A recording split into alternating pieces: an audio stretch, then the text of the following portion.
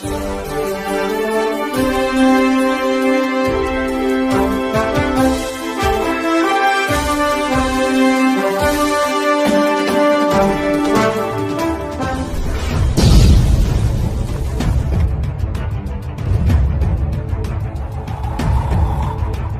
में विधानसभा चुनाव नजदीक है। इस महीने आचार संहिता लग सकती है। मैं आपको बता देता हूं कि आज चुनाव आयोग के द्वारा एक अहम बैठक की गई। 11 बजे से लेकर बिहार के कई आला अधिकारी उस बैठक में थे। उसके बाद 4:30 बजे से बिहार के मुख्यमंत्री नीतीश कुमार ने एक सभी अधिकारियों के साथ अहम बैठक की है। मैं आपको बता देना चाहता हूं कि ये तबादले का जो दौर चल रहा था, IAS IPS अधिकारियों का जो लगातार तबादला हो रहा था, इस तबादले पर तत्काल अब विराम लगेगा, क्योंकि इसी महीने आचार संहिता बिहार में लागू होनी है। अब जो भी तबादला होगा वह चुनाव आयोग के गाइडलाइन पर होगा। अब देखना यह है कि कुछ लोग कह रहे हैं, ये लगातार बात सुर्खियों में, पुलिस के एक बड़े अधिकारी भी चुनाव लड़ सकते हैं, लेकिन इस बात में कोई अभी सच्चाई सामने नहीं आ रही है। लेकिन सभी लोगों का ध्यान आने वाले विधानसभा चुनाव पर है। देखना यह है कि जो परिस्थितियां बन रही है बिहार में, भागलपुर जिले में, जो RSS भाजपा का गढ़ माना जाता है, लोग से बात जानने के लिए काफ़ी उत्सुक हैं। हर चौक चौराहे पर यह चर्चा दिख रही है कि आखिर भाजपा की सीट, ये भागलपुर में भाजपा की सीट जिसे गढ़ मानते हैं, अश्विनी चौबे के बेटे को सीट मिली, लेकिन अजीत शर्मा के आगे अजित चौबे कहीं ना कहीं छोटे साबित हुए और अजीत शर्मा को जीत मिली। लेकिन इस बार यदि भाजपा में किसी अन्य उम्मीदवार को सीट मिलती है तो ये देखा जाएगा कि कहीं ना कहीं अजीत शर्मा के सामने एक बड़ी आमने सामने की टक्कर हो सकती है। यदि सीट जदयू के उम्मीदवार को जाती है तो कहीं ना कहीं भाजपा के खेमे में भीतर घात वाली बात भी सामने आएगी। कई तरह का उतार चढ़ाव भागलपुर का ये चुनाव रहेगा। आखिर भागलपुर के चुनाव के कारण देश की राजनीतिक एक बड़ी प्रभावी मानी जाती है। भागलपुर में फड़ुआ कांड हुआ, भागलपुर का दंगा जिसमें कांग्रेस को बहुत पीछे ले गई, कांग्रेस चली गई, लेकिन अभी कांग्रेस की स्थिति काफ़ी सुधार होती दिख रही है।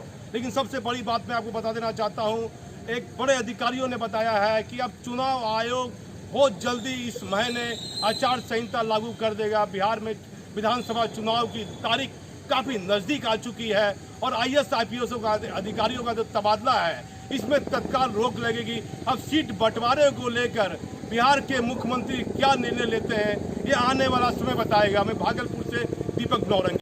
भागलपुर टिकट की बात कीजिएगा, विधानसभा टिकट को लेकर काफ़ी लोग दावा कर रहे हैं। आखिर ये सीट भाजपा के खेमे में जाती है या जदयू को जाती है, क्योंकि कुछ लोग जदयू के लिए भी अपनी टिकट की दावेदारी कर रहे हैं, लगातार सुर्खियों में बने हुए हैं। लेकिन जिस तरह अश्विनी चौबे के पुत्र अरिजीत शाश्वत को अगले बार टिकट मिली थी और वह उनकी हार हो गई थी, इस बार लगातार अश्विनी चौबे जो कि मंत्री हैं और एक कदावर नेता है, RSS में उनकी अच्छी पकड़ है, वह हर हाल में चाहेंगे कि उनके पुत्र को ही टिकट मिले। लेकिन क्या उनके पुत्र को टिकट मिलने के बाद भाजपा में भीतरघात नहीं होगा? उनके बेटे को, पुत्र को टिकट यदि मिलती है तो क्या अजीत शर्मा कितने वोटों से जीतेंगे ये सब जनता जानती है, किसी को बताने की आवश्यकता नहीं है। एक स्वजाति जो ब्राह्मण के सबसे बड़ी जाति का जो टप्पा है वो नाराज होगा और भीतरघात कहीं ना कहीं करेगा, क्योंकि लगातार हारे हुए घोड़े पर टिकट देना भाजपा की एक बड़ी भूल मानी जा सकती है। मैं आपको बता देना चाहता हूं कि लगातार प्रीति शेखर का नाम आया, जिला अध्यक्ष रोहित पांडे काफ़ी सुर्खियों में है। इन दोनों काफ़ी कार्यक्रम भी करवा रहे हैं और एक कदावर नेता, बड़े कदावर नेता हैं मोंटी जोशी का नाम काफ़ी सुर्खियों में है। काफ़ी सब जाति के लोग, हर जाति के लोग मोंटी जोशी किससे चाहते हैं। कारण ये है कि उनका पूरा परिवार RSS संघ का पुराना रहा है, 4 पीढ़ी से उनका ये पूरा परिवार चला है, RSS से लगातार जुड़ा हुआ रहा है। मैं आपको बता देता हूँ, एक बात काफ़ी सुर्खियों में है। जब RSS के प्रमुख नेता भागलपुर आए थे तो एक बात सुर्खियों में चली थी कि एक नेता ने झूठा बयान दे दिया था कि मैं RSS के प्रमुख से मोहन भागवत से मिला हूं।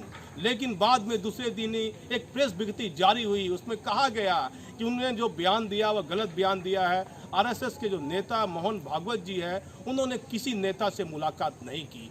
क्या झूठे नेता को टिकट मिलेगी? बहुत तरह की बात आप सामने आ रही है। अब देखना ये है कि आखिर भाजपा के केंद्रीय नेता या बिहार के मुख्यमंत्री के लिए भागलपुर की सीट दांव पर है।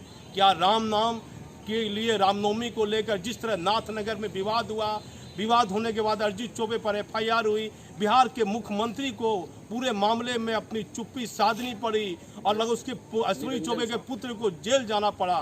आखिर क्या लगता है कि ये सीट भाजपा के में अरिजीत चौबे को मिलने के बाद ये कितना सही निर्णय होगा, या फिर राजेश वर्मा, एक नया नाम है राजेश वर्मा, लोजपा में शामिल हो गए हैं। अचानक कई लोगों की नींद हराम है कि राजेश वर्मा लोजपा में भाई क्यों शामिल हो गए हैं। यदि लोजपा को टिकट भागलपुर से राजेश वर्मा को मिल जाती है तो विधानसभा का एक नया खेल खेला जाएगा। जिस तरह अचानक क्रिकेट के मैदान में जयसूर्या उतर जाते थे तो रन बिगाड़ देते थे, यदि राजेश वर्मा उतरते हैं तो क्या देखा जाएगा भागलपुर में। लोगों को उम्मीद है, कई युवा राजेश वर्मा से भी जुड़े हुए हैं। लेकिन मोंटी जोशी की बात की जाए तो बिहार में नहीं, भाजपा में नहीं, यदि हर जाति की बात कीजिए, अल्पसंख्यक परिवार की आप बात कीजिए, रेलवे में आप देखिएगा काफ़ी काम किया मारवाड़ी युवा मंच में, काफ़ी अच्छा काम करते हुए दिखे। लेकिन बात उठती है प्रीति शेखर की। एक महिला है प्रीति शेखर, मृणाल शेखर की पत्नी है। मृणाल शेखर को अमरपुर से टिकट मिला था, लेकिन क्या प्रीति शेखर को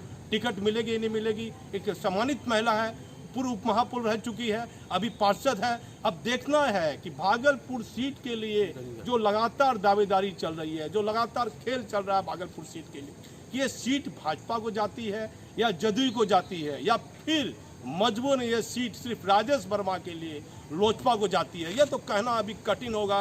लेकिन हर चौक चौराहे पर, भागलपुर में नहीं पूरे बिहार की सुर्खियों में भागलपुर की विधानसभा की सीट अभी लगातार सुर्खियां बनी हुई है। मैं भागलपुर से दीपक नौरंगी।